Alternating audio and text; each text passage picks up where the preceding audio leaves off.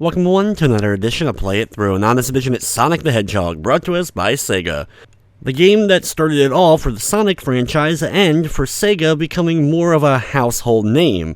During the early 90s, Sega competed very heavily, putting their foothold on the North American gaming market against Nintendo. The Sonic franchise is still going strong today, even though Sega has not made a new console since the Sega Dreamcast. But here we go with Sonic the Hedgehog for the Sega Genesis. Sonic the Hedgehog is broken up into 6 different zones with 3 acts in each, the third act usually containing the Dr. Robotnik fight, with the exception being the 6th and final zone of the game, where you have a level and then a separate stage after that one where the actual final boss takes place. Throughout the game, there's also the collectible Chaos Emeralds that you're able to gather. The Chaos Emeralds are an essential plot point for the Sonic the Hedgehog games and are featured predominantly in almost all of the titles. In order to get the Chaos Emeralds, you have to get to the end of an act, 1 or 2 in a zone. Zone 3 you're not allowed to since you're facing off with a boss at the end of that one, and you must have 50 rings or more. If you collect 50 rings and lose them at any point, and you're below that 50 mark when you make it to the end, it doesn't count. When you have those 50 rings and make it to the end of an act, like I just did here, there's a giant ring for you to jump into, which will take you to one of the bonus stages. There are 6 bonus stages and 6 Chaos Emeralds for you to gather. Later Sonic games have 7 Chaos Emeralds for you to get. These levels are extremely confusing and can even be blinding with the different backgrounds and just the whole screen and level rotating as you're trying to make your way through. It's very difficult to get your bearings, and being able to jump off of the walls and various obstacles throughout takes a lot of practice and getting used to. Each of these special stages are maze-like and have a few dead ends which will end up causing you to lose. You don't end up losing though until you run into one of these false gates or you're able to collect the Chaos Emerald. If you fail at a special stage, you can redo it. It basically goes through 1 through 6 of the special stages, and then will loop back around for ones that you ended up failing to do. Since there's potentially only 12 chances to do these special stages, you have to be pretty diligent as far as being able to get them. What I like to do is replay the first 3 zones until I get all 6 Chaos Emeralds. If I fail at any of them, I end up just restarting the game and starting from the beginning again.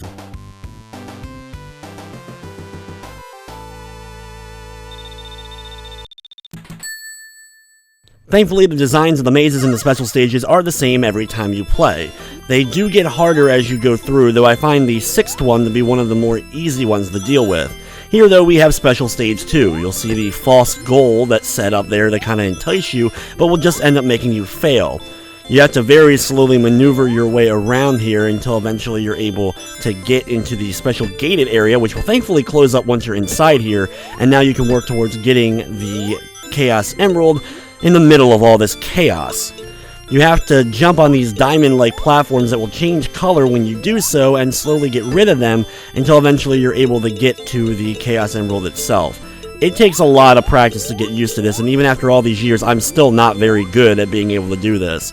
The Chaos Emerald levels in the Sonic the Hedgehog 1 and Sonic 2 are not my favorites by any means. I always loved the Blue Sphere minigame that was included in Sonic 3 in order to get that game's Chaos Emeralds, and the same going for its expansion, Sonic and Knuckles.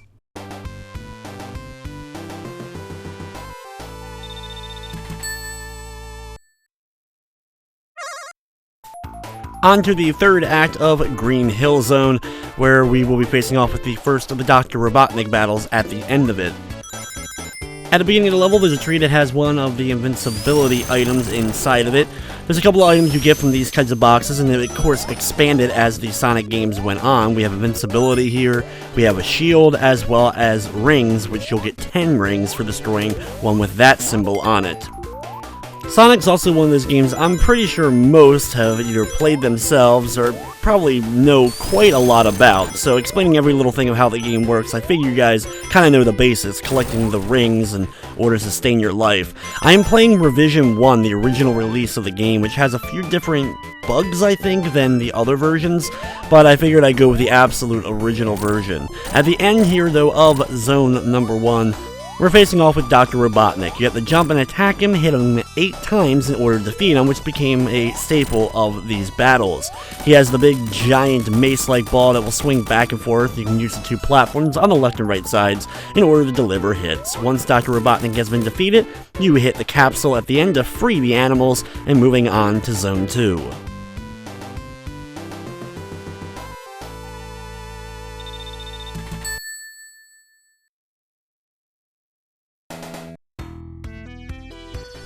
Marble Zone really starts to change up the gameplay a little bit more, from going straight linear to having maze-like elements that we'll have to maneuver our way through. As much as Sonic the Hedgehog has always been touted as going fast, Sonic 1's a game that you really don't get to go fast all that often. Mostly just due to the fact there's a lot of areas where you have to kind of take your time and make your way through, or wait for platforms to move in one way, shape, or form. As we get a little bit into the level, we drop down underground for the first time here and start making our way, watching out for these big crushers that are going to try to squish poor Sonic. Thankfully, having the shield that we have right now will protect us at least from 1 hit, so I can work towards getting those 50 rings in order to get the next Chaos Emerald special stage to appear.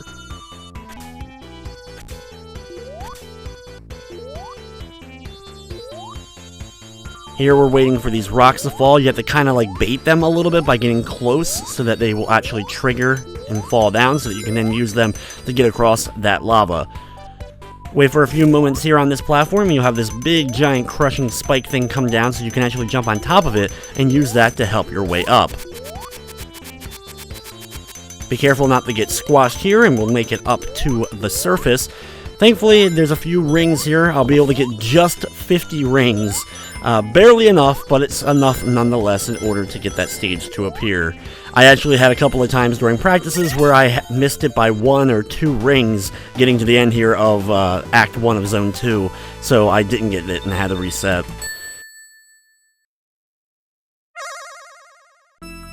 Special stage number 3 starts off us immediately bouncing off of one of these bumpers. The big part in the center is the location of the emerald. Getting in it, though, we have to destroy a lot of these diamonds, so be very careful when dealing with it that you don't hit the reverse thing too many times. You just end up keep going back and forth and falling down to the bottom. Use the little rotating peppermint-like shaped objects, and you can kind of hang on these and time your jumps so that you'll be able to get into where you need to slowly break down that barrier around the emerald. Like I said, after years and years of playing this game, I'm still not very good at completing these.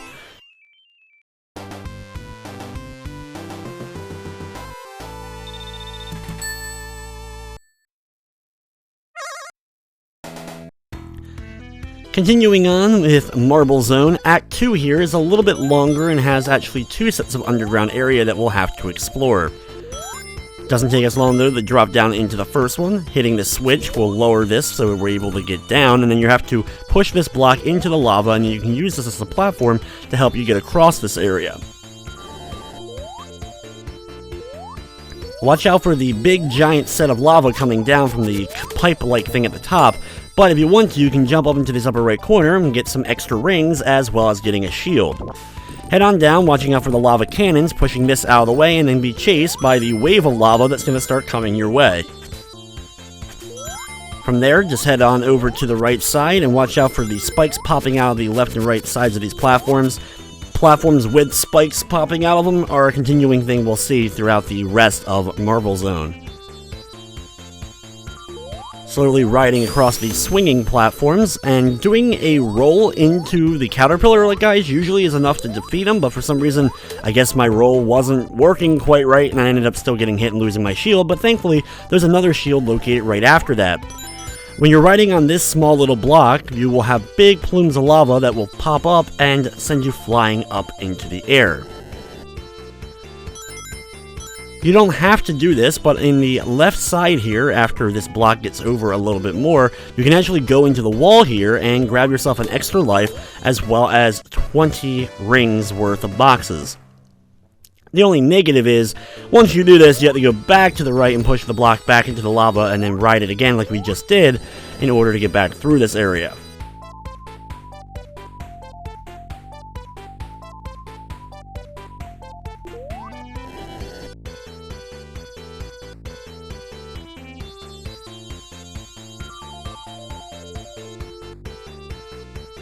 This time though, instead of going through the lava, we're going to ride up and then head on over to the left here. Another caterpillar waiting for us, and we're able to kind of just jump on his head before springing out with a couple of jumps back up to the surface. Here you have some jumping flames and platforms moving up and down with the lava, and you're only out of the area for a little bit before we end up dropping back down. By destroying these blocks, we're back underground here. Thankfully, a shield is waiting for you if you want to grab it. And then from there, we're going to drop on down and then drop onto this block moving over to the right side. You don't even have to ride the block for most of it, but you may need it on the very last jump, potentially. Though if you do it nicely timed, you can still make it over that little gap. Climbing up another one of these crushers and watching out for a caterpillar. You'll eventually make it up to this spot with a couple of them going up. Wait for the one on the right to come back down, and then you can finally get out of the underground and finish up Act 2 of Marble Zone.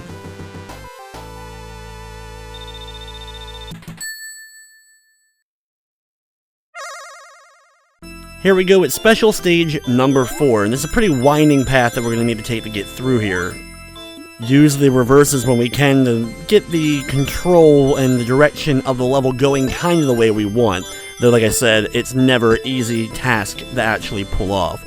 You can always wait on one of the peppermint-like shapes sometimes in order to get the trajectory of the level to go where you need it to before attempting to make certain jumps. It's also very easy to get turned around in this particular one, but eventually, and even following some arrows of rings, you should be able to make it to this room here where you'll be able to get the Chaos Emerald. Just have to break down all of the diamonds, and after grabbing it, we now have only 2 more Chaos Emeralds to get.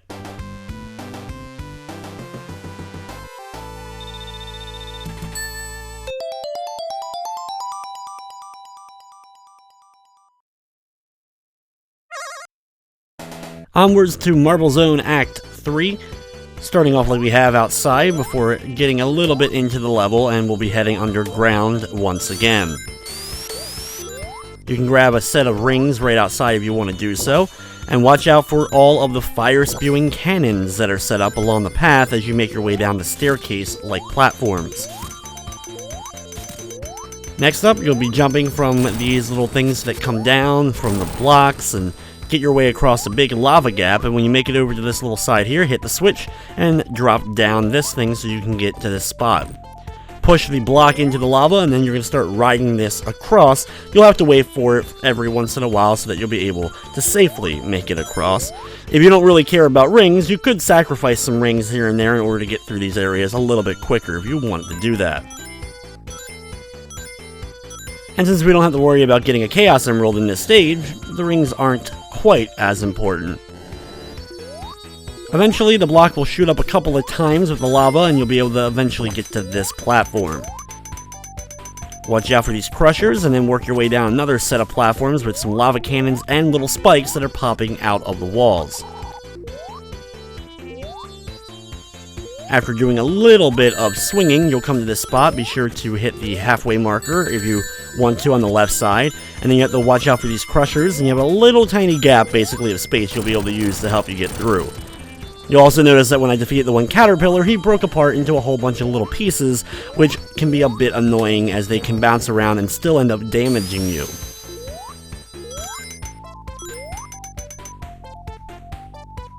A lot of this level, as you've seen, is pretty much waiting for these big crushers to kind of come down so that we can then use them as platforms to get up. Watch out for the spikes along here, which I just mistimed my one jump so I end up losing my shield, but hopefully that won't end up being a big deal. Right to the left here, I can push this block into the lava, and once again we're riding across.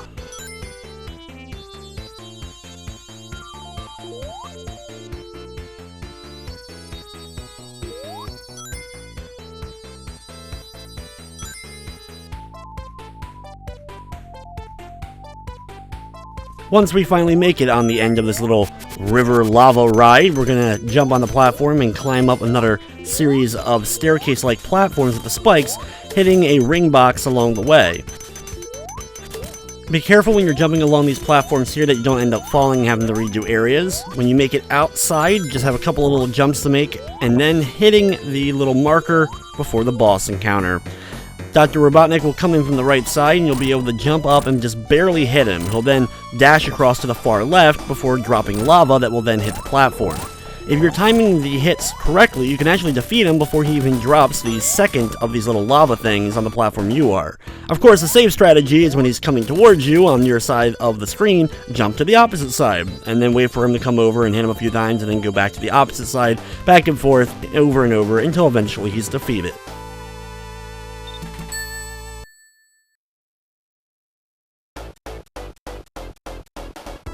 Next up, we move on to Spring Yard Zone, which I do love the music from, but have never really been the biggest fan of the particular stage.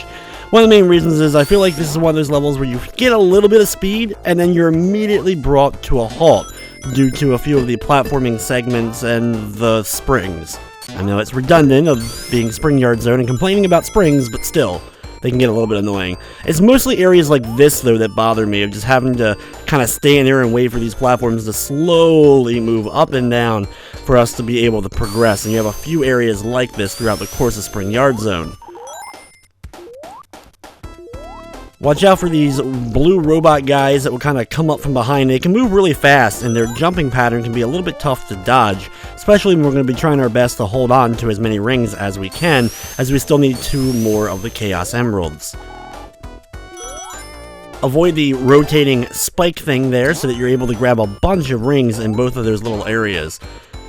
Wait a few moments for this platform to move down, and you can use the spring in order to bounce your way in, and then pretty much do what we did before, just doing the opposite. Very slowly waiting for it to go up and down so that we can get our way through. Be careful here of the rotating spike ball, and you can use your ball form in order to kind of quickly gain speed through it.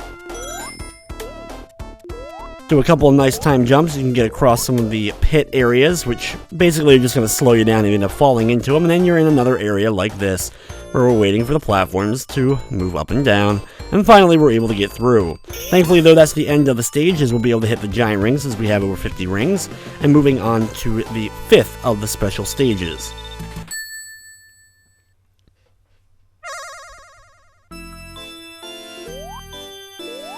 Start working your way through the maze. It's similar in some ways to the one we just did, a lot of winding paths that we have to kind of slowly make our way through.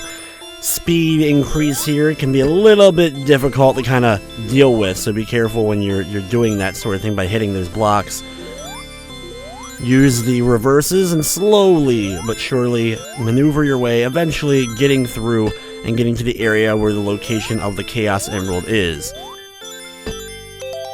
Once you're in here, though, jump up into all of the diamonds, slowly breaking down that barrier and grabbing yourself the 5th of the Chaos Emeralds.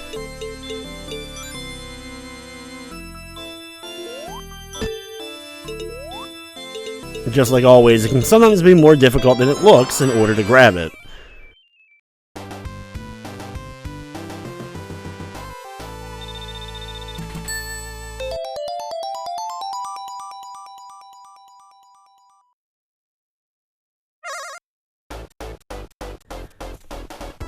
Act 2 of Spring Yard Zone is going to be the last one where we're going to have to worry about getting the rings, since this will be the 6th and final Chaos Emerald that we'll be gathering at the end of this one. Head on up here, make a nice time jump so you're able to get up to the platform, and then wait for the rotating spike balls going around, and make your way over it. Use the spring at the end, you can bounce your way up, there's a couple of crabs waiting for you, and instead of going in that maze-like thing that we've done a couple of times, we're just going to keep heading on to the right. You can hit the springs down here, and you can actually do a lot of speed real quick by turning into a ball and kind of getting down that hill. At the very bottom, there is a shield if you want to grab it, but your main goal is going to be bouncing off of these bumpers onto the right side and getting onto the platform.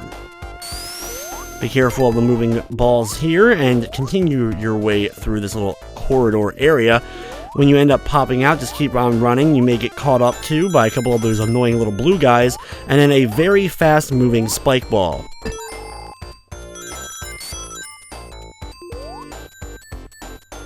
This is the end of the stage, though. After just running a little bit longer, we're hitting the ring and moving on to the 6th of the special stages. This one is a lot more straightforward than the ones we've dealt with as far as maze. It's basically just one big room that we're going to be dealing with, The Chaos Emerald is located right below where we start, at least the diamonds are. You can see there's a lot of diamonds kind of protecting this 6th and final Chaos Emerald, but I usually don't have much problem being able to get my way through it and grabbing it. And if you've gotten all of them, you'll then get a message at the end saying Sonic has got them all, signifying you have collected all 6 of the Chaos Emeralds. Of course, in later Sonic games, they added the ability to turn into Super Sonic, which was one of the big incentives for taking the time in order to collect all the Chaos Emeralds. That, of course, did not come into play, though, until Sonic the Hedgehog 2. So for Sonic 1 here, though, you don't get anything fancy or special for collecting them all, though you do get the best ending for doing this. There's 2 endings to the game, the good and bad ending, and while they're mostly the same, it is slightly different getting the good ending. But as a kid, once I did finally see the good ending for the first time, I wasn't really overall impressed. Plenty of rotating spike balls as we're making our way through this into another one of these areas where we have to slowly wait for these platforms to move up and down so that we can make our way through.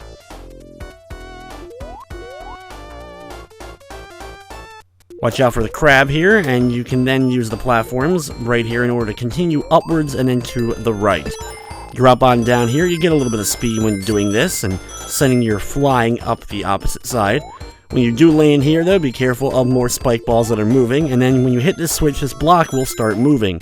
Try to keep ahead of it, and you can use a spring located here in order to bounce your way all the way up into the air and outside.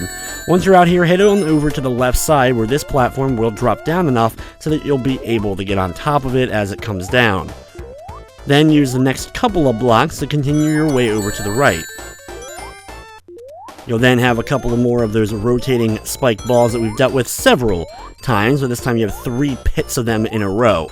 Right after that, though, is another section of this, where we're waiting, and we're waiting, and we're slowly waiting. But eventually we'll be able to get on through this area.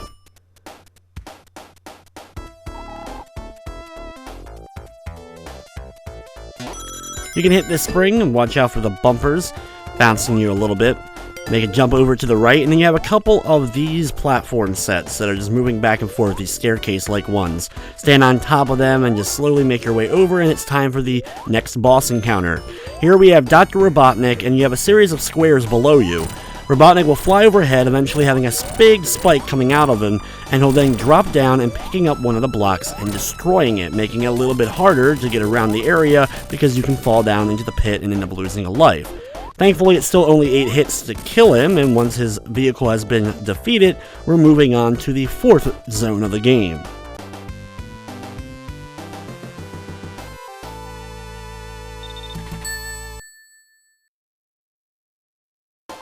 Thankfully, at this point, we have all the Chaos Emeralds, so we don't really worry about holding on to our rings for any specific purpose other than just to keep alive.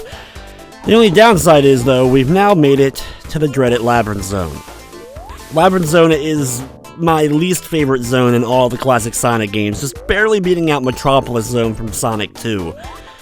Of course, it's the first underwater-themed level in Sonic, and that introduced us to the panicking sound of Sonic choking to death by drowning if you don't end up getting one of the air bubbles quick enough. At the bottoms of the water area, you'll see little groups of bubbles that will shoot out tiny bubbles out, every so often shooting out a slightly bigger bubble that you'll then be able to grab a hold of in order to replenish Sonic's air. When Sonic's getting low on air, he will start to have a countdown go that signifies that he's about to die, so you have to quickly get to these or at least escape the water. This has always been an annoying mechanic, understandable of course that Sonic wouldn't be able to breathe infinitely underwater, but still something that has always been a little bit of a nuisance. The real problem though with Labyrinth Zone is that it does move pretty slow. When you're underwater, you have that underwater physics, and thus Sonic does jump a little bit differently, moves a lot slower, and just overall isn't nearly as fun as some of the other stages we get to do here in classic Sonic 1. Be careful of the spears throughout all of this area and use this spring to bounce up. When you do, you'll notice that the water starts to rise in the area, so you want to quickly go up the set of platforms to escape before you end up running out of air. The game does a good job, though, of giving you plenty of little air bubble things for you to grab, so there's very few times where you're going a long distance without potentially getting more oxygen. So they were pretty lenient with that. In fact, sometimes you'll notice that they're side by side with one another, like right near another one. Continue on through this area, hit this switch at the end, and that will open up the little gate as the water continues to rise in this area. You can grab an air bubble if you need to, but thankfully it's not too far up before we're able to escape out of this area and complete Act 1.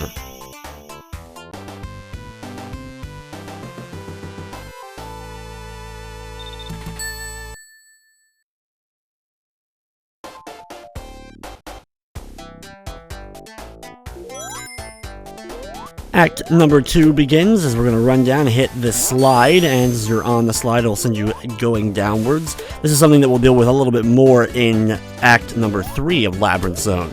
Be sure to grab the invincibility, though this doesn't save you from drowning, so keep that in mind. This allows us to run through a lot of the hazards and other enemies in this area, but we can still end up running out of air, which is a bit of a nuisance considering it. One of the best additions in the classic Sonic to me was the bubble shield that you're able to get in Sonic the Hedgehog 3, which actually allows Sonic to breathe underwater, which I always thought was a great addition for those annoying underwater themed areas, though I do like the ones for the most part in Sonic 3. Up here, you gotta jump over to the right and hit this block, which will reveal a switch right behind it. You can then hit the switch, in which case you'll open up a gate to the right here that you can then go through. Right after that, though, hitting another one of those like halfway checkpoint markers or whatever, you'll be able to get another invincibility, so then we can use that to kind of run through a large portion of the rest of this area.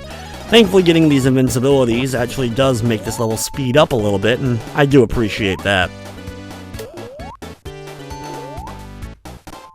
Have to quickly start climbing up here, and we're going to stop briefly so that I can grab an air bubble, though doing so, I end up getting hit by this annoying enemy to the right.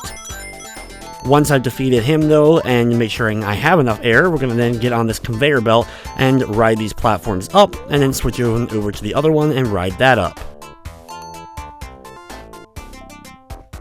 Not too much farther, though, thankfully, left in the level as we just get up on here and head on over to the right and finish up the stage.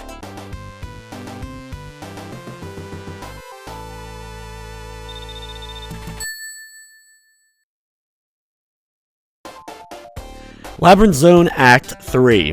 Here we start off with a very confusing little area that you have to be careful of. You have more of these hills with the water going down, but you actually have to use them to jump off. You can jump off early in order to get the shield, but right below this you're going to be jumping off again in order to land on this platform where you're able to hit this switch. Then you have to quickly go to the right and make a jump over this little gap and inside this wall. It will eventually close up again and you'll have to hit the switch, but that part probably ended up getting a few kids stuck for a little bit of time back in the day.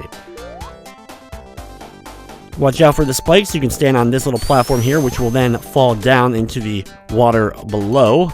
Watching out for the enemies. Make sure you grab an air bubble. It's a good idea to grab one here since you've been under for a little bit. Then continue along the path where you'll be picked up by the current and sent flying through this set of tunnels. You'll grab onto these poles along the way. Just make sure you let go of them when you're not directly in line with a spike. Right after that, though, use a spring to bounce you up in order to hit this switch. Thankfully, I have a little bit of air left, and I'll be able to just barely survive enough for one of these bubbles to pop up, and I'm able to grab that. Right after that, head up the platform, watching out for the enemies. They're going to kind of pop out of the ground when you're jumping up. Along the way, you'll hit another switch, which will open up a gate just above you. When you make it up here, be sure to hit the checkpoint marker, and then you'll have the platforms get risen up by the water. Make sure you're standing on one of these blocks, and then start working your way up. Basically, you're going to be doing this for a little bit of time as we're nearing the boss area of Act number 3. Instead of a traditional boss against Robotnik, you basically have a chase sequence that gets initiated right here. You're now working on climbing up. There's a bunch of fire-spewing animal heads, or whatever they're supposed to be, on the left and right walls that can fire fireballs at you, and plenty of annoying spears that will come out. The water is rising during this section, and there is no air bubbles during here, even if the water rises above you, so you have to be very quick in order to get through. It's something that I died at quite a lot as a kid, but thankfully I've gotten much better at over the course of time. At the top though, you don't get another fight with Robotnik, he just ends up running off, you'll hit the capsule and move on to the 5th zone.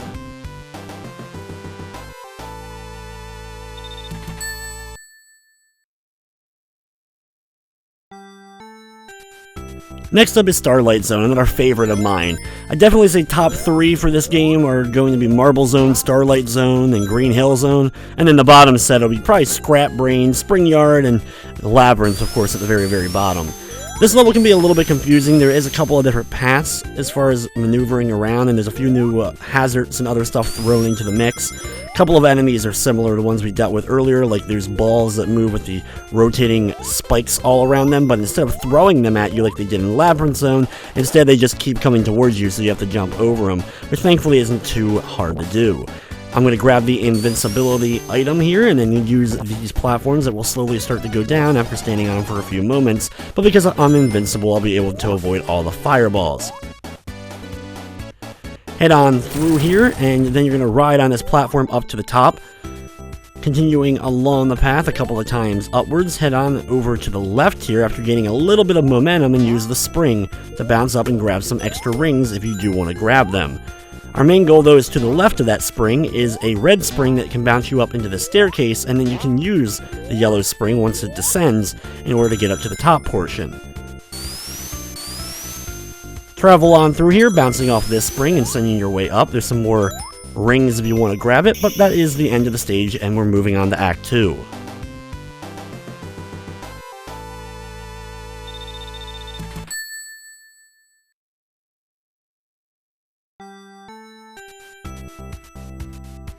At the beginning of Starlight Zone Act 2, you're going to hit this spring if you want to, and you can fly really high up into the air and kind of get some great speed and momentum relatively early on in this level. I go a little bit too far and end up running into these annoying bomb guys, but still it's nice to get that little bit of speed for just a few moments. Going to continue along the top portion here, but like I said, there are a couple of different paths in Starlight Zone in general.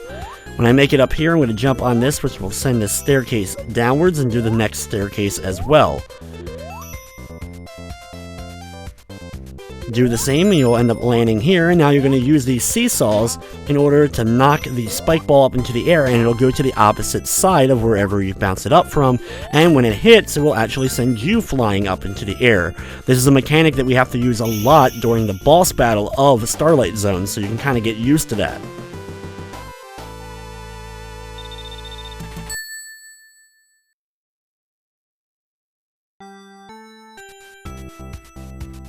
As we begin a level, grab a couple of rings right from the start. There is one of those spike ball annoying guys right at the beginning that you can accidentally run into if you haven't grabbed any rings yet.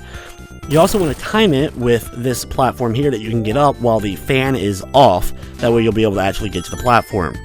Once you get right past that, hit the spring on the right side and it'll bounce you up here. You're then going to start using these seesaws to make your way upwards. Grab the invincibility if you want to do so, which will allow you just to get through this area a little bit safer. Drop down, hit this, once again, a seesaw that will send you flying up.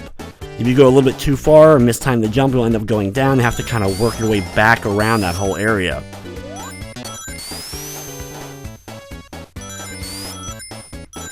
Do a bunch of series of rings here, which will send you onto this platform here. Watch out as these guys explode right below you and can accidentally hit you even though they are exploding from below. Use a couple of more rings here, and then you're going to use another seesaw if you need to in order to get your way up to this platform. Run underneath the bombs that will start exploding when you get close by. There's a whole lot of enemies right here, but I don't really mind taking a little bit of damage as I'm at the end of the level.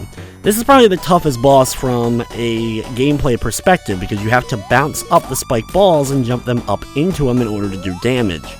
Timing this takes a little bit of time, but I've gotten a pretty good pattern of using the ones on the left side first, and then, right when he gets to the right, use the one when he turns around. If you do this right, you can kind of get a nice little pattern of hitting him with the left and center ones, and then following up with the one on the right.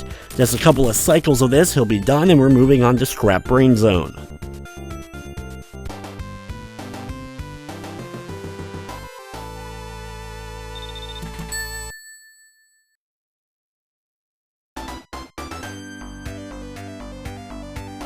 So here we are with the 6th and final zone of the game, and each of the acts in this level are very different from one another, which is a nice little cool effect. Start off, we're going to hit this in order to get the rotation to change, and then get off on the right side. You'll then be in this really small corridor-like area with these big crushers trying to, well, crush you, but you have enough space on the left side in order to avoid getting crushed. You just have to quickly move below them as they're retracting so that you can get to the next platform down. A couple of caterpillars and electrical currents being shot out. When you make it over here, you'll have this block appear, and then you have to jump up a series of these blocks in order to make your way out of this. Not too difficult, but if you do fall, you do have to redo it. Grab the shield if you want it on the left side and continue along the path. Be careful of these platforms, as they will become quite a nuisance. You'll get used to them, but as they're going around, they will start spinning when they're coming down the opposite side, so if you don't jump off quick enough, you'll end up falling down. You also have these openings that when you jump on them, they will immediately either retract or open up, which can be annoying. And right here, particularly annoying, as you have to wait for these things to form and then quickly run across. You have like 1 second to do it, because they start rotating almost a moment after they stop spinning, which can cause you to end up falling. I died many times there. Not too far after that though, we do finish up Act number 1 and move on to Act 2.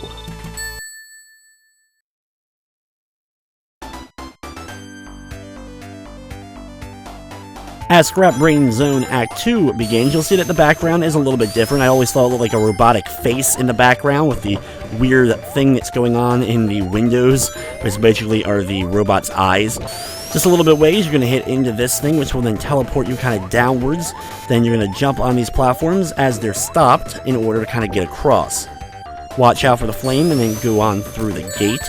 Watching out for some buzzsaws and more flames. There's just a lot of enemies and a lot of hazards that are in this area trying to prevent you from getting through. You have a couple of conveyor belts with some annoying buzzsaws, and then you're going to use these platforms while they're closed, of course, to get across.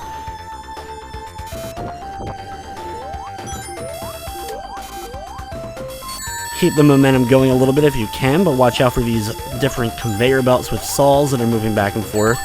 I usually just end up taking damage instead of just kind of waiting. It just ends up working a little bit easier for me to progress. Drop down here and grab a shield before then going back up and hitting the switch in order to get this platform to appear. Then in this series of corridors, we're going to start working our way down. Watch out for the bouncing annoying balls that these pig-like guys end up throwing out.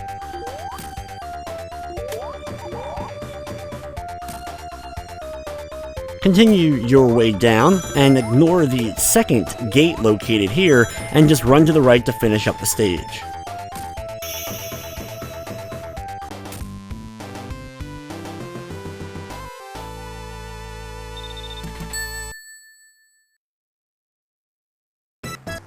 At the beginning of Act number 3, you start off by running to the right and you'll see Robotnik here. He'll jump on a switch and cause the platform you're on to break apart, sending you down into what is Act 3, which is basically a modified labyrinth zone. You can see it's just a different color scheme.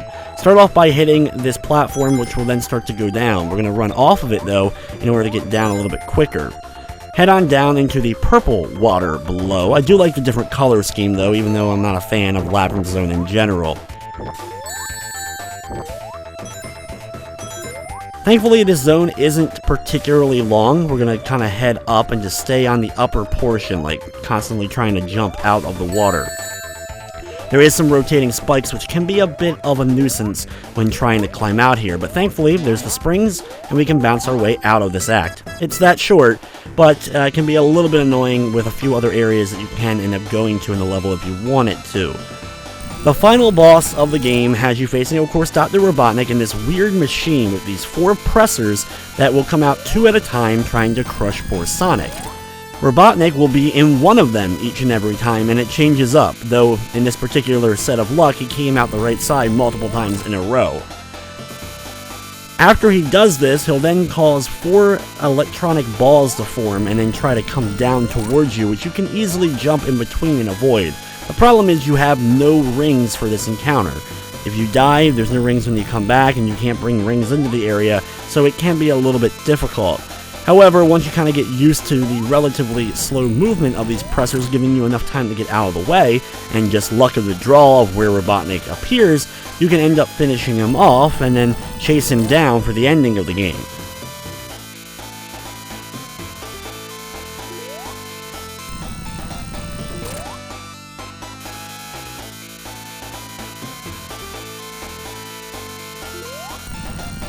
Once Robotnik's been defeated, head on over to the right. You'll see Robotnik once again kind of coming down. He'll wait for you, but you can then chase him. You then get an option to jump up at him in order to hit him and finish him off, but either way, he'll kind of escape, and then you'll get the ending for the game.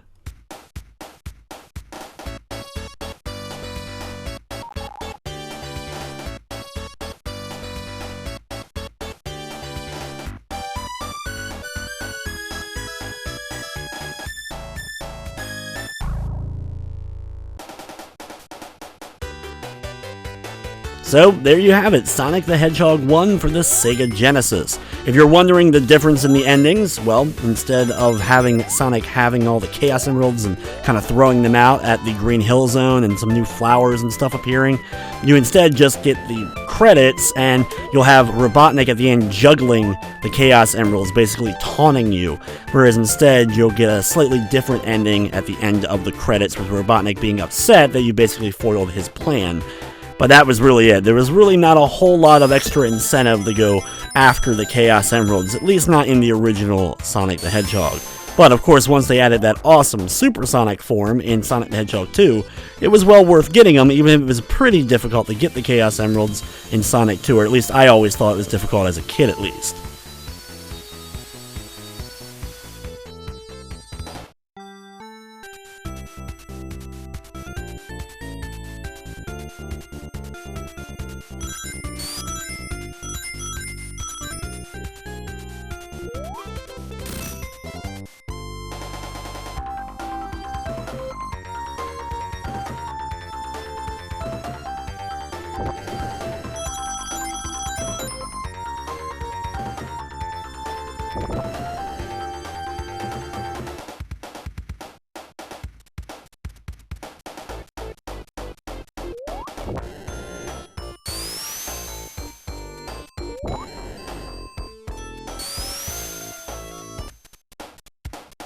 After getting to see little snippets of all the levels, we come back to Green Hill Zone 1 last time. We then get presented by Sega and get to see Dr. Robotnik being a little bit upset at his plans being foiled overall.